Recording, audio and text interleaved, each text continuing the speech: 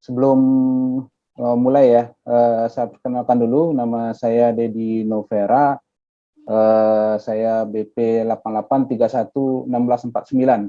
Jadi Wah, masih ingat nih masih BP-nya. hafal. Ya, saat ini saya lokasi di Batam, bekerja di PT Epson Batam. Nah, kita sangat mendukung sekali ya program yang digagas oleh Kang Abdul Yadi mengenai genom ini. Jadi kita mengenalkan industri dari awal ke mahasiswa.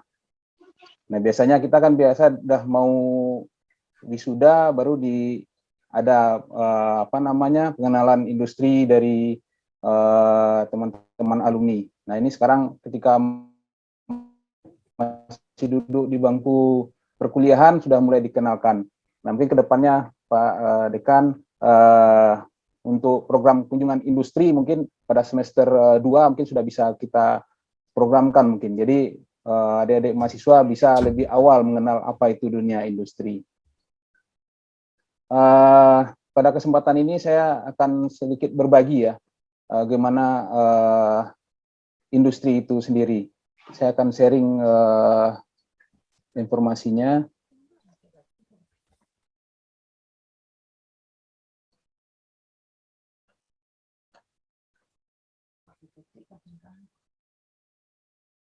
Mungkin sudah muncul di layarnya, Pak. Sudah, Pak Dedi, sudah. Mungkin di platform kan. Mukli juga orang Serawakan tuang. Oke. Kita mulai ya, Pak. Caranya. Caranya loh.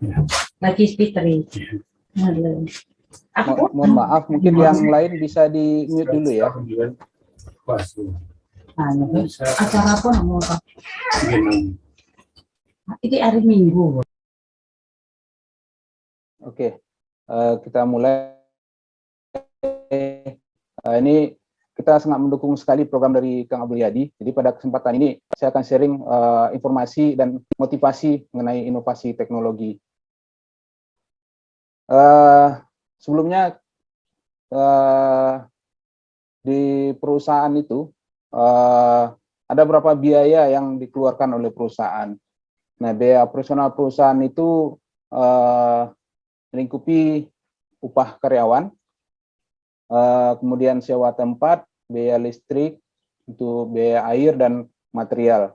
Nah, untuk biaya operasional ini, itu perusahaan selalu meminta untuk bagaimana mengurangi atau efisiensi untuk biaya operasional tersebut. Nah, contohnya untuk upah karyawan untuk saat ini di perusahaan sudah mulai menerapkan sistem otomasi gitu. Ya, dengan otomasi ini artinya karyawan akan berkurang. Nah, sehingga biaya operasional untuk karyawan itu akan berkurang dengan menerapkan sistem otomasi. Kemudian sewa tempat, nah ini juga agak sedikit polemik karena kalau harus berpindah juga cukup sulit ya. Kemudian untuk biaya listrik, air, dan material, nah ini perlu dilakukan penghematan untuk biaya air dan listrik. Dan untuk material sendiri perlu inovasi untuk bagaimana kita bisa mengganti ke jenis material yang lebih murah. Ya, nah sehingga dengan tuntutan dari perusahaan terhadap karyawan untuk melakukan penghematan sehingga akan timbul nanti inovasi-inovasi baru gitu. Oke, berikutnya ini salah satu contoh proyek yang pernah saya laksanakan ya, yang pernah kita buat, yaitu penghematan biaya listrik. Nah, pertama-tama yang kita lakukan adalah menganalisa data untuk penggunaan listrik. Nah, dari Pareto diagram bisa kita lihat bahwa biaya listrik yang paling besar dikeluarkan oleh perusahaan itu pada produksi sendiri, untuk mesin-mesin produksi, kemudian sistem pendingin atau aircon, dan utility seperti air kompresor, vakum mesin, dan biaya operasional lainnya. Nah, dari Pareto diagram ini bisa kita lihat bahwa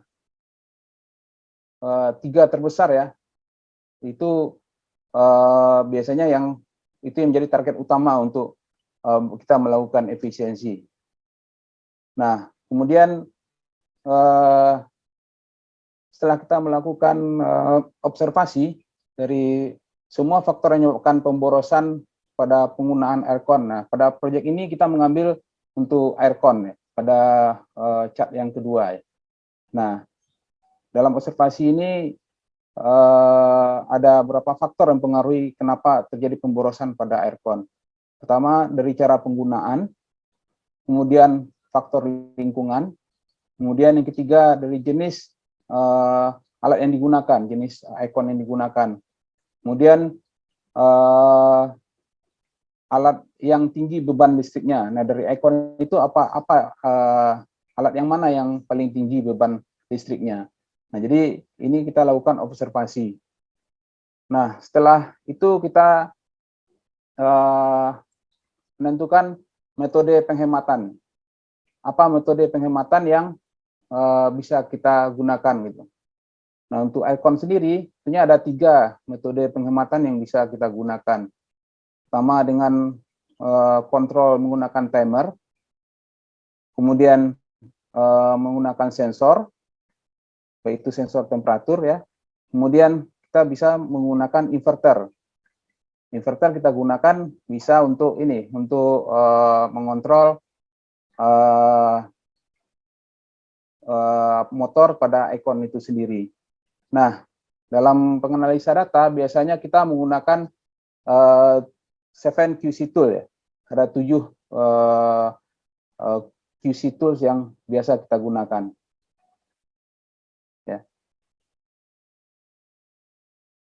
Nah, kemudian setelah kita melakukan analisa, kita temukan untuk sistem pendingin pada cooling tower system, nah ini paling besar ya penggunaan listriknya. Ya, karena di cooling tower itu sendiri itu ada motor, ya motor fan pada sistem pendingin pada cooling tower itu. Kemudian juga ada pompa pada cooling tower itu sendiri. Nah, kemudian baru aircon unitnya. Nah, pada sistem aircon cooling tower ini kita menggunakan air ya sebagai pendingin. Jadi ada air yang didinginkan pada fan yang ada di cooling tower. Kemudian air dingin ini dialirkan ke aircon untuk mendinginkan sistem yang ada di aircon. Kemudian output dari air dari setelah pendingin aircon ini, ya, air yang panas itu akan dibalikkan lagi ke cooling tower untuk didinginkan kembali. Ya, penggunaan beban listrik yang terbesar ya terjadi pada motor listrik ya. Jadi kita ketahui bahwa motor-motor listrik itu penggunaan listriknya sangat besar sekali. Gitu. Nah, seperti tadi sudah saya jelaskan bahwa kita ketahui ya, saya dapat pengalaman kemarin itu ketika melakukan kunjungan industri, saya berkunjung ke headquarter kita di Jepang. Nah, kebetulan waktu itu mau masuk musim dingin ya, pada suhu 10 sampai 0 derajat waktu itu. Nah, saya lihat di sistem pendingin cooling tower-nya kok motor fan-nya putarnya kok pelan sekali gitu. Nah, saya coba tanya di sana, oh kenapa kok pelan ya putaran motornya? Kata mereka, oh iya, ini kalau suhu udaranya sudah tercapai, dia akan kurang kecepatannya. Nah, dari ide itu saya mulai berpikir gitu. Di Batam kita cooling tower kita itu fan-nya itu tetap bekerja di power yang maksimal. Nah, setelah kita pelajari kita ketahui bahwa temperatur air yang dibutuhkan sebetulnya berapa yang untuk sistem pendinginnya. Itu hanya sekitar 31 derajat.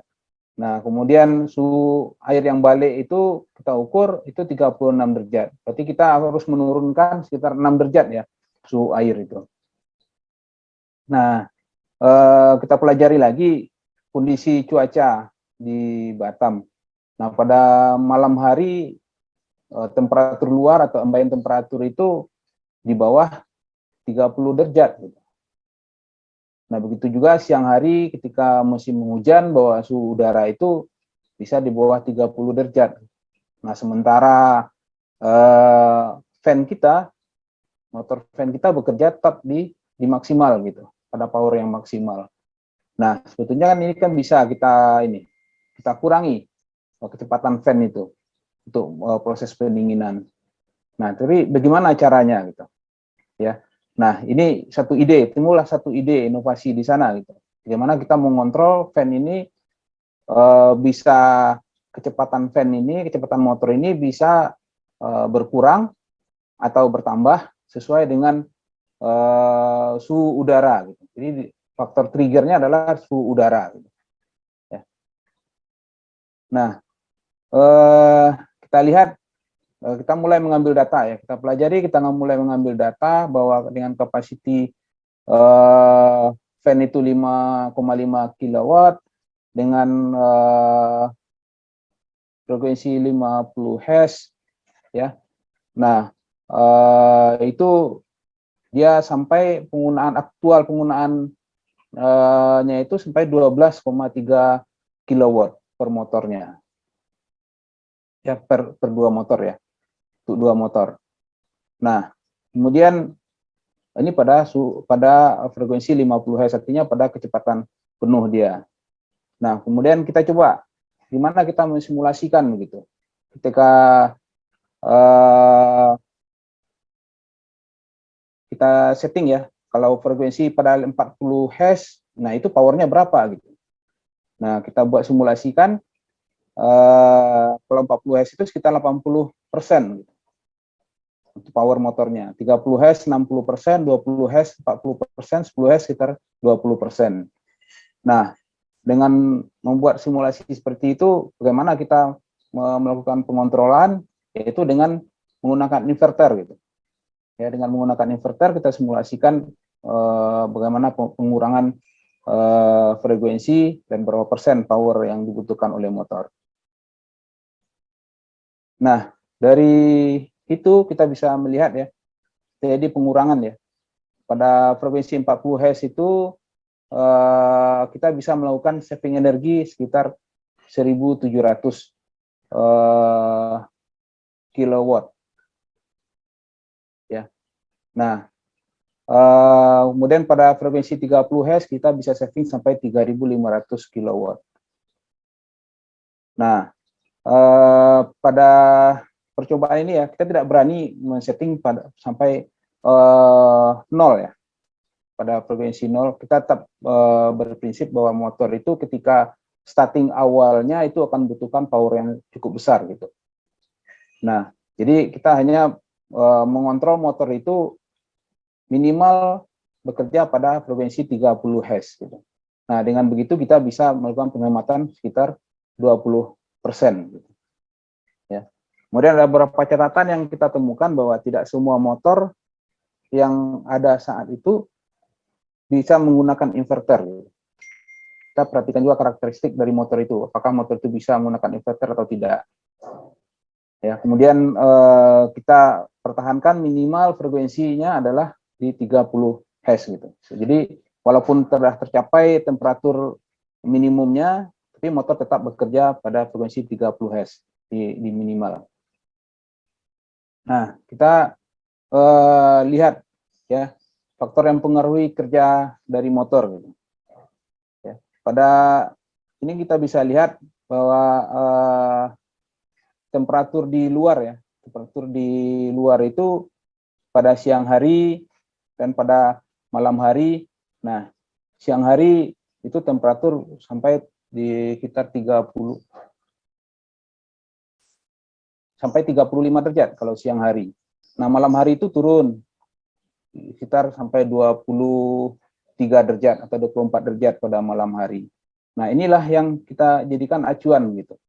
Jadi ketika siang hari berarti motor kita harus bekerja di maksimal gitu. Di malam hari motor bisa bekerja di minimal gitu. Nah, selisih inilah yang kita jadikan sebagai faktor penghematan gitu. Ya. Kemudian kita pelajari juga suhu air gitu. Ya, pada siang hari suhu air itu ya itu sekitar 30 derajat sesuai dengan yang kita harapkan sesuai spesifikasi dari cooling tower. Tapi pada malam hari suhu air itu bisa sampai 28 derajat gitu. Nah, ini kan cukup jauh ya selisihnya. Padahal kita hanya membutuhkan tadi suhu air itu sekitar 31 derajat gitu. Artinya dengan selisih 2 derajat itu cukup besar nanti penghematan listrik yang bisa kita dapatkan. Nah, kemudian timbullah ide bagaimana kita bisa mewujudkannya itu. Nah, dengan menggunakan PLC, ya kita menggunakan PLC, kita menggunakan inverter. Nah, gimana triggernya itu sendiri gitu. Nah, untuk triggernya kita menggunakan sensor temperatur pada pipa air ya, pada pipa supply air yang mau disuplai ke cooling tower tadi, pada pipa supply yang warna hijau ini, ya, ini kita gunakan sensor temperatur di sini. Nah, nanti sensor temperaturnya nanti akan dihubungkan ke PLC dengan simulasi yang kita buat tadi. Nanti dari PLC akan memberikan trigger ke inverter untuk mengurangi speed daripada motor. Nah, dari sini kita bisa ukur ya. Kita ukur berapa sebetulnya powernya sebelum kita lakukan. Kita lihat power itu sekitar 10 sampai 11 ampere ya power untuk satu motor itu. Tapi setelah kita lakukan pengontrolan itu bisa berkurang sebetulnya pada frekuensi 30 Hz ya. Itu bisa turun jadi 4 sampai 5 ampere saja power yang digunakan oleh motor. Nah, inilah faktor penghematan yang bisa kita ambil. Nah, kemudian kita juga monitoring nih datanya. Nah, sebelum kita menggunakan inverter untuk pengontrolan tadi, itu per harinya kita bisa lihat di sini powernya sampai sekitar 600 kW per hari. Nah, tapi setelah kita melakukan pengontrolan, kita bisa lihat, kita bisa rata-rata hanya sekitar 300 kW saja rata-rata per hari. Nah, ini juga dipengaruhi tadi oleh faktor cuaca. Pada siang hari ketika hari hujan dan juga pada malam hari gitu. Nah, kemudian kita lihat, wah ini ternyata kita mempunyai saving energi yang cukup besar gitu. Kita bandingkan sebelum dan setelah kita lakukan pengontrolan. Ya, jadi penghematan kita cukup besar ya, penghematan kita itu sampai sekitar 1.900 Singapura dolar per bulannya. Gitu. Nah, kemudian apa yang dapat kita simpulkan ya? Ada berapa yang dapat kita simpulkan dari proyek ini? Pertama, kita mengidentifikasi masalah yang ada dulu, ya. Kemudian timbul ide untuk perbaikan atau inovasi. Kemudian kita membutuhkan literasi ya. Ketika kita ada ide, kita butuh literasi, faktor pendukung kita.